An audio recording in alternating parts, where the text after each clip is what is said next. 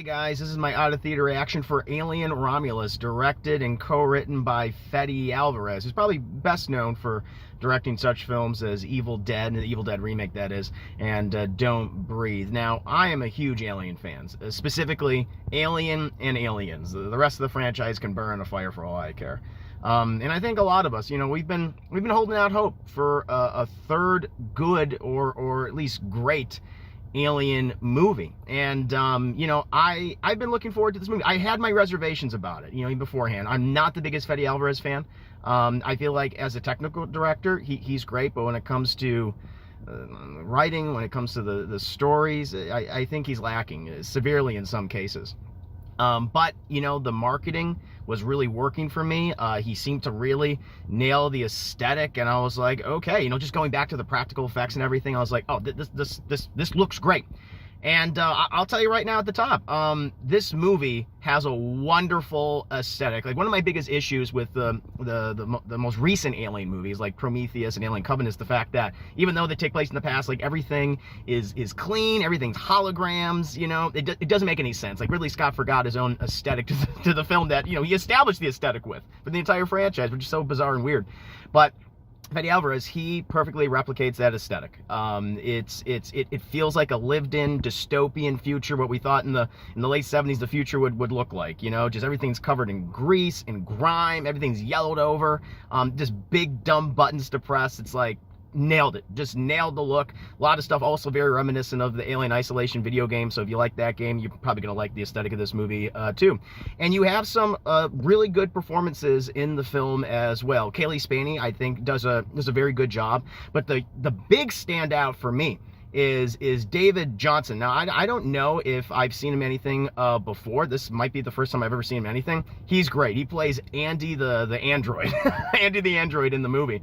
And he kind of has like a dual role, since, he plays different versions. He plays variations on his character, I would say. Let's just say he gets updates throughout the movie, and his directive may or may not change. Loved his performance. Anytime that he was on screen, he worked incredibly well, and I think the rest of the cast does a serviceable job. But I gotta say, guys, I'm really mixed on this one. I thought the first third was great, just establishing the world, this mining planet. It just looks good. All the extras and just weird people in the background. It's just it feels like the dystopian future of Alien and Aliens. And by the time we get to the space station, Romulus and Remus, which of course the movie is named after, it's just like, all right, like, it's getting very tense, very atmospheric. But I have to say, towards the end of the second third and the last third of this movie, things really start to go off the rails for me. And it's because, and I go back to this, guys, and I've said it for a long time, Fede Alvarez, well, I think he's an amazing technical director. He's a great eye, wonderful atmosphere in this movie, perfect lighting. The xenomorph looks fantastic, just as it did in the original movie and in Aliens. But he's not a good storyteller. He's not. And for whatever reason, in the last half of the second third and all of the last third, it just becomes fan service. It's fan service on top of fan service, and not done even like a clever way. Some of it is just so on the nose. There's a character in this which I'm like, why is this character here? This serves no purpose, and it's incredibly distracting.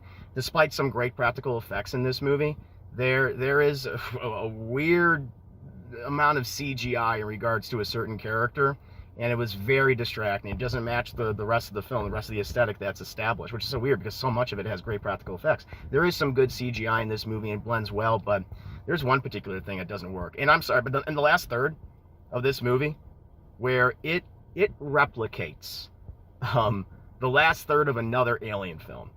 And I'm not going to say which one, but it's not one of the good ones. Oftentimes it's been mocked, and I couldn't believe it. Like, when I was watching this movie, I was like, are they doing what I think they're doing? And they do.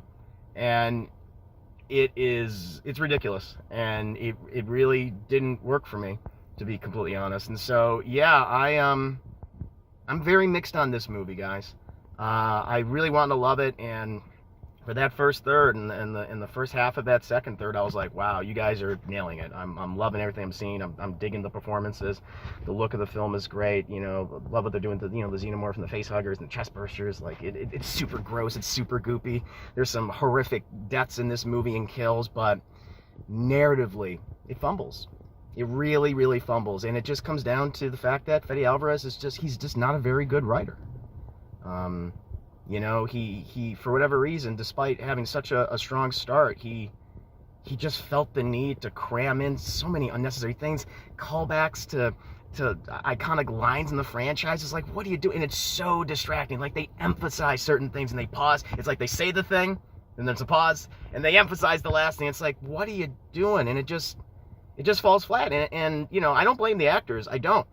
You know, I think for the most part they do a really good job, especially David Johnson. But some of the things that they have to say, and lastly, because I know I'm kind of all over the place with this one. I'm just out of the theater. I had so much on my mind. I will go into my review about this, but they also reference another Alien film in this, and it's one that I really dislike, and I think should best left be forgotten. It should be forgotten, in my opinion. And it just feels like a Ridley Scott note. It felt like something he insisted, you got to put this in here because I made this movie. I'm just like, oh my god, and it's very obnoxious, and I didn't need to see it, and it leads to I think a really dumb third act. So yeah, guys, I'm a little bummed. I really wanted to love this, and I think, again, like, half of this movie I really did enjoy, and the back half, despite some cool action sequences and some horrific body horror, yeah, I think it fumbles at the end. So, yeah, is this maybe the third best Alien movie? I think you can make an argument. I think you can make a good argument that it is, but it does not reach the same levels of quality as the first film or the second film. It does not reach the same levels of quality as Aliens, and I'm sad to say that. I'm very sad to say that, but I'm very curious to hear other people's thoughts on this movie. I can kind of see why some other reactions have been divisive, because I guess I'm kind of with them. I don't hate the film, but I don't love it. I'm mixed on it. So let me know in the comments below what you thought of the film, and you know, I will bring you my review shortly. But thanks again, guys, and I'll see you later.